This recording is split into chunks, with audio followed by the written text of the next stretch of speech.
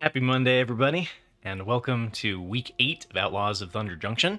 Every Monday I like to do a best of 1, best of 3, and sometimes a budget deck meta review for Standard. And this week I couldn't find any budget decks that really caught my attention, so we're just going to hop right into the best of 3 tournament winners. And I like to use the Standard Challenge for Magic the Gathering Online. It's a pretty good tournament to keep track of. So this week we see Dimir Midrange by Rem F took down first place on June 8th. And Dimir Midrange is a strategy that focuses on overwhelming your opponent with aggressive creatures, evasive threats, flyers, and then disrupting your opponent's strategy and hitting them with like targeted removal and some discard strategies. So this week though, what I like to do throughout the weeks is I like to track the cards that are being added or removed as a way to kind of tell what the core of the deck is, and also it's a good way to kind of keep track of what the alternative ideas that people are exploring are. So this week, the Rem F, we're going to compare this one to Week 6 of Outlaws of Thunder Junction, which was also Rem F's deck. So they dropped the 3 copies of the Vadmir Newblood, and 2 copies of Lord Skitter, Sewer King, and 2 copies of Hostile Investigator, for 2 copies of the Caustic Bronco, and 1 copy of the Tenacious Underdog, 2 copies of the Graveyard Trespasser, 1 copy of the Urtai Resurrected, 1 copy of Shieldred the Apocalypse, and 1 copy of Aklazot's Deepest Betrayal. As far as the spells and planeswalkers and such go, they did drop 1 copy of Liliana of the Veil, as well as 1 copy of Duress, and brought in 1 copy of Spell Pierce in the main. So basically what I can tell from this, or at least my hypothesis, right, is there's less Azorius Control anticipated in the Standard Challenge tournament, because Liliana is really good against that, and so is Duress, and so is the Hostile Investigator, making them discard. So kind of tweaking the deck to the anticipated threats in the tournament, and ditching the kind of crime package of Vadmir Newblood and Lord Skitter, Sewer King, which by exiling something in their graveyard each turn triggers the crime, and kind of going for a little bit more of just the aggressive threats. Caustic Bronco, but giving you that card draw as well as being able to hit your opponent for a lot of damage. And then the Tenacious Underdog is just this recurring threat that can be really problematic for certain decks that don't have exile or graveyard hate. And then we ourselves are bringing in some more graveyard hate in the form of Graveyard Trespasser instead of Lord Skitter, so we do still have ways to attack their graveyard. And then Shieldred the Apocalypse and Aklazot's Deepest Betrayal both are ways of gaining life, which kind of signals to me that there was probably more aggro matchups anticipated in the tournament. As far as the best of 3 sideboard goes, we can see they took out the Blot Out, which is a really good card if you're anticipating other Aklazot's Deepest Betrayal. They took out 1 Disdainful Stroke, which can be a good answer for Sunfall, but it also does hit Boros Convoke, being able to counterspell the Knight Errant of Eos. We see 1 less copy of Duress in the sideboard. Again, a good option for Azorius Control.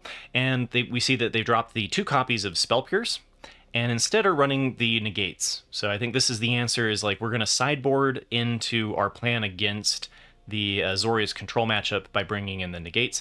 We can see that they brought in an additional copy of the Unlicensed Hearse, so bumping this up to 3, so maybe anticipating more Teamer Control and 4-color, 5-color Legends, or the Slowgurk deck, which Graveyard Hate is good to have against that matchup.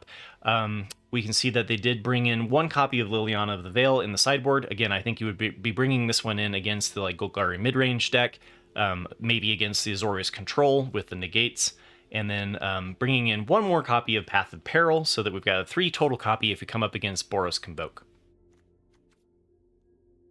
Gruul Aggro by Tunak took down 2nd place, and Gruul Aggro is one that's just, you use a lot of prowess creatures and combat tricks and burn spells to pressure your opponent and try to get the game over quickly. And we've seen that it took down a top 3 spot last week, and so it's continuing to do so. The reason why I'm going to skip it this week though is because there were no changes in the main or in the sideboard. So if you want that deck, look at my meta review from last week. So we've got 3rd place here was taken down by Cascade by Matsukasa 10? Massacring names. So Cascade is a combo deck, and it's basically centered around the Invasion of Alara, And if you use the Invasion of Alara and the only 4 or less mana value thing that you have in your deck is Bramble Familiar, then you can cast the Bramble Familiar for free for the fetch quest, because it counts as mana value less, and then Invasion of Alara says you can cast it without casting its casting cost, and so you can play the Bramble Familiar for the fetch quest of 7. It's a free way to get this one out. We saw this a lot back in Wilds of Eldraine when it first hit the scene. And so the Cascade's kind of one of those decks that can be kind of slow, because if you're missing your Invasion of Alara, you're not really doing a whole lot until turn 5, or at least that's a possibility. So the other way that we can kind of improve upon this combo is the Cemetery Desecrator, which allows us to exile a card from a graveyard and remove X counters from a permanent. So if we remove 7, we can immediately flip Invasion of Alara into the Awaken from the Maelstrom. And so we're going to have some 7-cost cards that synergize with that, like the Nurturing Bristleback, which we can hit off of the mill, or we can hit it just by forest cycling. Same thing with the Herd Migration, cycling it to find a land, Invasion of Persistence. If that gets milled, we can remove it from our graveyard to immediately flip the Invasion of Alara. And then when Invasion of Alara is flipped into Awaken the Maelstrom, we can copy a permanent, which we can use to copy the Cemetery Desecrator to do the loop all over again. So that's one of the pieces, and you do need to. The other part here is the Trumpeting Carnosaur. Trumpeting Carnosaur can discover 5, which hits into the Invasion of Alara, so it's another way to hit into that cycle. Also gives us something to do. So early on in the game, you can cycle it for 3 to deal 3 damage. And, or I should say discard it, not cycle it.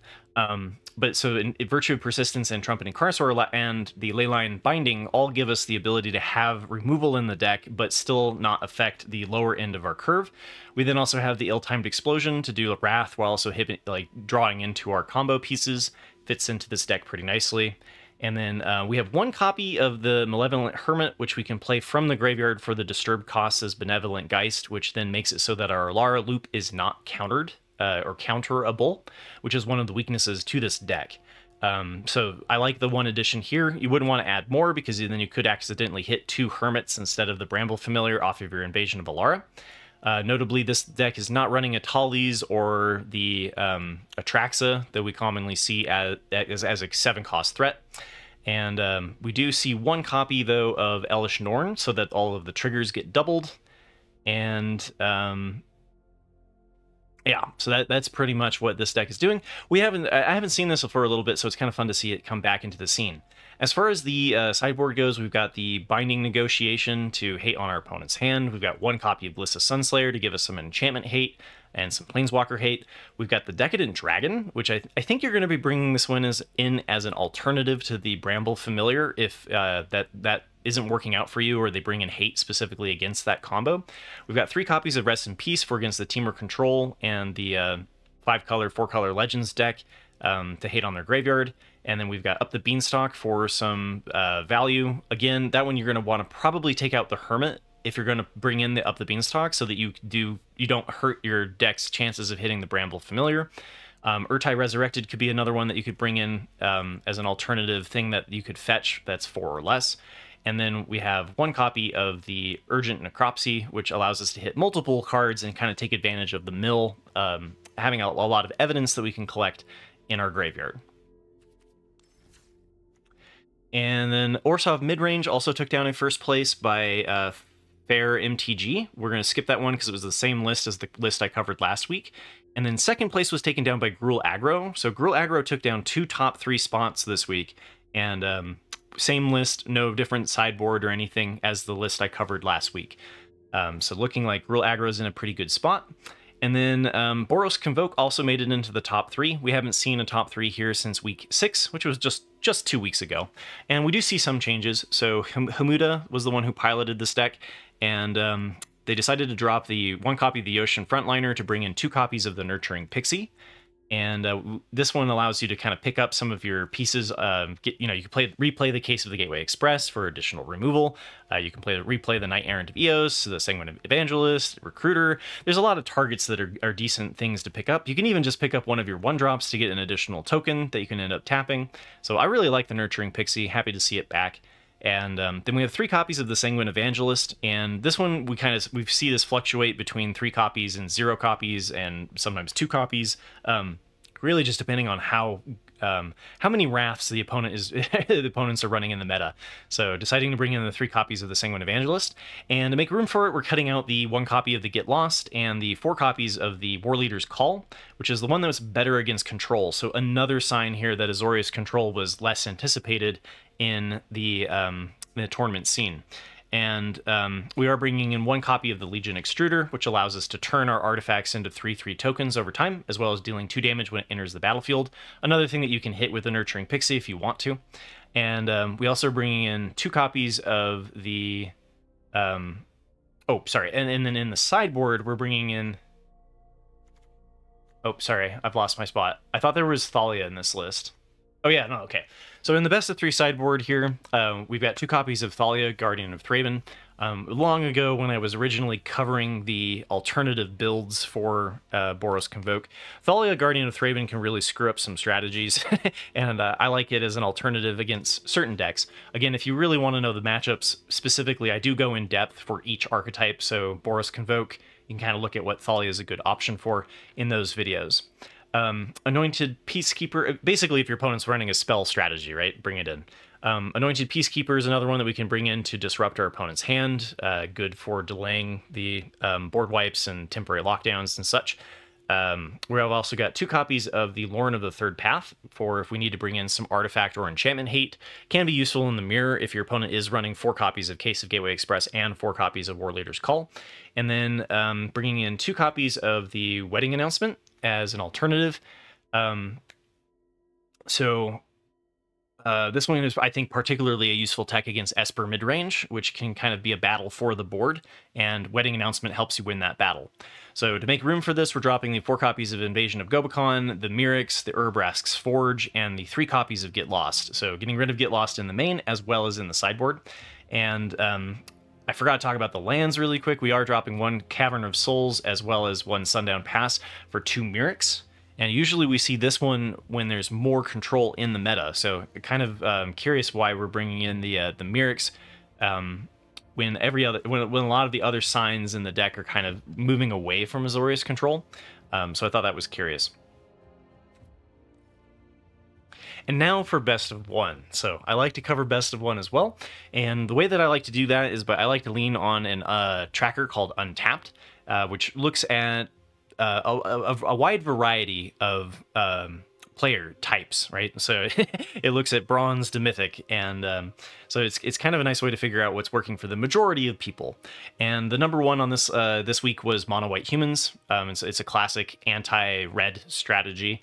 And I'm going to skip that one because it was the same list as week 7. Second place was taken down by Boros Convoke, and that one is also the same list as week 7. So if you want those lists, you can go check those out last week. And but Rakdos Aggro, we do see some changes, and this one's been kind of a battle over which one's going to take over, right? So this one is back to a 61 card list with 17 lands. I do think it is purposely running 61 for how the lands line up. So we're seeing a ditch. So basically the choice is between Kinra Spellspear and whether or not you are including Feldon. So this one is deciding to run Kinra Spellspear instead of Feldon, which gives you more dig. This one leaning more into the Prowess strategy. And then we have 1 more copy of Antagonize. This one is pretty critical to getting that damage done, especially with some of your double strikers like Picnic Ruiner and Cacophony Scamp, just giving you that extra damage over the Blazing Crescendo, which is +3/+1 for the same cost. So this list also decided to drop the Sokenzan Crucible of Defiance instead and just run a straight mountain.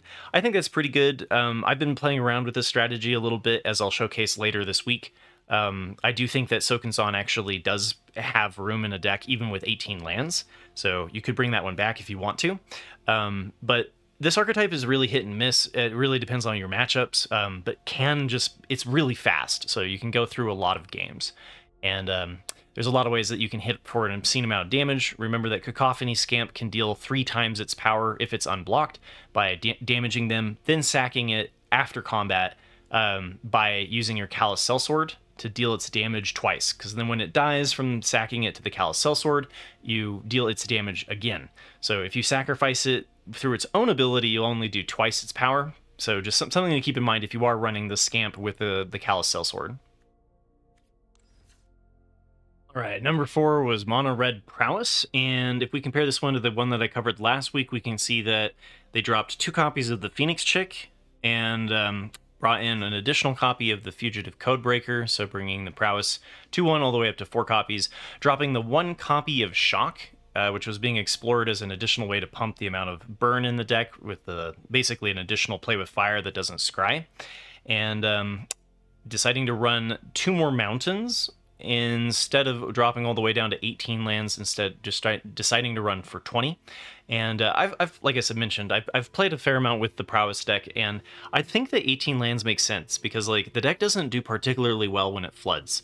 But again, part of the reason why I do use the tracker is to remove my bias. So it's possible that maybe I should be playing it with a little bit more direct damage burn and a little bit more ways to use my mana. And basically what we're seeing too is that, so number 5 was Mono Red Aggro. And so Mono Red Prowess and Mono Red Aggro and Mono Red, and Rakdos Aggro are all starting to look kind of similar as one archetype, especially because the Rakdos is not even running the black, it's just using the fling. So basically the question is like, what actually differentiates you into whether or not you're playing Prowess or you're playing Mono Red Aggro? And so we've seen a decrease in the Mono Red Aggro archetype, which is running like Godric and Squee, and we're starting to see kind of a melding of the two. So this one is dropping the 4 Bloodthirsty Adversaries, the 2 Charming Scoundrels, the 2 Feldons, the 2 copies of Godric, the 2 copies of Squee, and instead bringing in the 4 copies of the Fugitive Codebreaker and the 4 copies of the Slickshot Show-Off and 3 copies of the Witchstalker Frenzy. And what really I think makes it still Mono Red Aggro as opposed to just another version of Prowess is the Urbresk's Forge. And we don't usually see this one that often in Best of 1 because it is kind of matchup dependent. But we are starting to see, as I'll mention later here, a couple of typical Best of 3 decks are making it into the top 8 for Best of 1. So some late kind of exploration as we get into the last week of Outlaws of Thunder Junction before the release of Modern Horizons, which isn't really going to change the Best of 1 standard meta that much because it's all going to be for stuff for Explorer. But this one also dropping 2 copies of the mountains, so we're looking at still at 21 lands. Generally, Mono Red Aggro was running a higher land count than Prowess, which has the ultra low land counts, and so this one kind of going in that direction, and as well as bringing Sokuzan Crucible of Defiance up to 2, which I thought was kind of curious to see since we're dropping the Godric Cloaked Revelers down from 3 copies to 1. But giving kind of this late game inevitability while shaving the top end for more of the Prowess package. So still some exploration being done about like what's the optimal space for the Mono Red Prowess build. Number 6, according to Untapped, was Azorius Control. And I haven't talked about this one for a little bit, so we have to go all the way back to week 4. So 4 weeks ago is the last time that I covered Azorius Control. And it's usually doing something in, doing something in the Best of 1 meta, and some people really like playing it, some people really hate playing against it, and but this one is deciding to bring Tishana's Tidebinder into the main. We've seen this kind of happening in Best of 3, where there's like a single copy of the Tishana's Tidebinder, sometimes 2. Makes it pretty useful against the matchup where you have Planeswalkers in the mirror, and there's some pretty good hits in the meta for Tishana's Tidebinder, at least in Best of 3. I was a little curious to see it in Best of 1 because it struggles a little against Mono Red Aggro. And again, if you want more specifics, I did cover Azorius Control in quite some detail. And but we're dropping the March of Otherworldly Light, which is particularly useful against the Boros Convoke strategy. Dropping 2 copies of the Soul Partition and Knockout Blow. And Knockout Blow I commented on back in week 4 is just dependent on how much mono red that you're seeing in the meta, and right now I'm actually not seeing as much. Sometimes the mono red matchup gets all the way up to like 30%, and it's all you play against, right? If you're experiencing that, then bring in Knockout Blow. If you're not, then it can often be a dead card. Similarly, like the Temporary Lockdown kind of fluctuates from 2 to 4 copies depending on how common Boros Convoke is. From the data I've looked at, it's about 10% of your matches you can expect to be Boros Convoke. If that starts getting up closer to 15 or 20%, then you're definitely going to want to bring in the additional copies of Temporary Lockdown. We're also ditching the Celestis, which is another one that kind of helps you gain that life over time, can be useful against mono red. We're dropping 3 copies of Jace the Perfected Mind, which is usually your best tool against the mirror match against another Azorius Control matchup. Typically goes to mill. And instead we're bringing in 2 more copies of 3 Steps Ahead with the cancel with mini options from Outlaws of Thunder Junction. 1 copy of Destroy Evil, giving us some... This is a card that I've has seen kind of decrease in popularity because of Esper Midrange ditching a lot of enchantments in best of 3. Still really good if you are playing up against stuff that has a lot of enchantments. I'm not sure it's justifiable in my opinion. Again, this is why I use the tracker. It's still something to have a conversation about. Destroy Evil is a little bit weak against the mono red Prowess decks because the Slickshot Show-Off's toughness stays at 2, maybe sometimes gets up to 3 with the Monstrous Rage.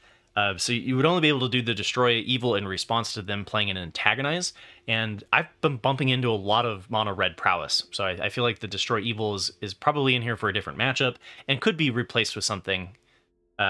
Just my 2 thoughts on it. But we're also playing one Get Lost. I like this one for the versatility of a creature, enchantment, or planeswalker hate, and then bringing in the 4 copies of Deduce, and this one, I don't know how I feel about it. You get 2 card draws. You can split it up over multiple turns. A lot of decks do like to run the Deduce.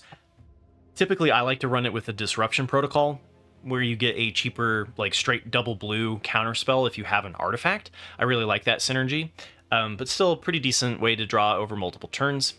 And then we've got 1 copy of Farewell, and we've seen this one kind of get dropped, come back in. It really depends on how much you care about wiping out the graveyards, and so if you're bumping into like the Temur Landfall combo deck and things like that in your best of 1, then Farewell comes up in value. And as far as the lands go, we've got a like slight tweaking to it. The Darker Waste got dropped by 1. Demolition Fields got cut for the Field of Ruins. Not really anything to write home about. And we're running 1 Plains instead of the Darker Waste, as well as 1 copy of Sunken Citadel. And so since we're not really running the 4 copies of Jace, we are trying to win through damage with this list.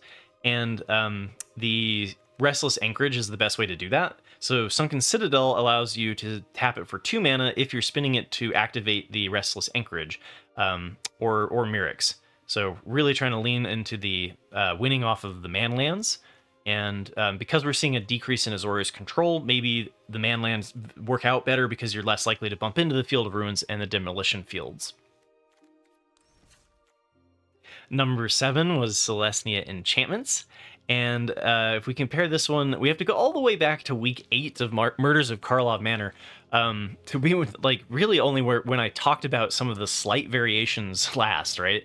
Selesnya Enchantments finally seeing some innovation this week. And so we're dropping the 2 copies of Skrelv, Defector Might, to run an additional copy of Catilda, Dawnheart Martyr, which is the Star Flying Lifelinker. And we're bringing in 2 copies of Yenna, Redtooth Regent. And we saw this one being explored in Wilds of Eldraine, especially with infinite combos, with like 3 Blind Mice being able to create like infinite 1/1 tokens. And so I don't think there's any infinite loop here. If there is, please point it out in the comments below. But it's just to be able to kind of give you an additional ability to copy the enchantments, similar to like Calyx, just being able to get additional ossifications and whatnot. I think kind of extends this ability to come up against some of the longer matches. And to make room for it, we're dropping the 2 copies of Audacity and Commune with Spirits, and taking out 1 Plains and a Forest to bring in 2 Brushlands, an Overground Farmland, Razor Verge Thicket, a Gonjo, and Boseiju. So sometimes you see these included, sometimes you don't. This one deciding to include them. Also going to a higher land count because we're bringing in the 4-drop and making the overall CMC of the deck slightly higher. So time will tell if this is actually here to stay, but always happy to see innovation when it happens. Notably also a 61 card list. And the last deck this week, number 8, according to Untapped, was Esper Midrange. And so I haven't talked about Esper Midrange in Best of 1. I don't think, except for since like week 5 of Murders of Karlov Manor. So we have to go back a ways. But you can build Esper Midrange for best of 1. It's a better best of 3 deck in my opinion because of the versatility of the sideboard and how well you can how well you can change its strategy to match up against what you're playing against. But this deck, you know, this one's made for best of 1. So we're dropping the Fairy Masterminds and the Tishana's Tidebinders. Again, Tishana's Tidebinder typically being a weaker inclusion because of how bad it is against mono red. And 1 Aklazot's Deepest Betrayal, to bring in 4 copies of Tiny Bones the Pickpocket, and 4 copies of Duelist of the Mind, 2 copies of Vadmir Newblood, 2 copies of Karavik the Punisher, and 3 copies of Lord Skitter Sewer King, which kind of, if you're going to run the Vadmirs, the Sewer Kings, they allow you to kind of do this like continuous crime enabler, right?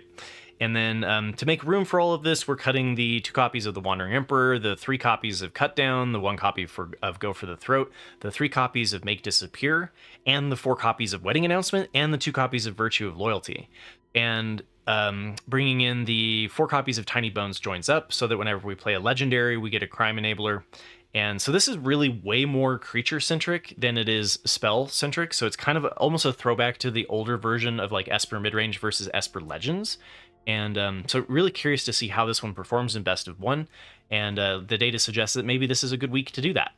As far as the lands go, we do see that they dropped a Caves of Kolios and 2 Rafine's Towers and the Shattered Sanctum, as well as 1 Underground River to bring in a Swamp, 4 copies of the Concealed Courtyard, which is the fast land that we got in Outlaws of Thunder Junction, as well as 4 copies of Plaza of Heroes. Again, because we're playing this more creature-centric legendary strategy, we can bring back the Plaza. So, as always, remember to click like and subscribe if you like this sort of thing. I do a meta review every Monday, and then I'll be doing gameplay videos throughout the week. Sunday is kind of my off-meta decks that you guys can vote on here on YouTube. And I hope you find this helpful in staying track of the changes that are happening in the best of 1, best of 3 standard scene.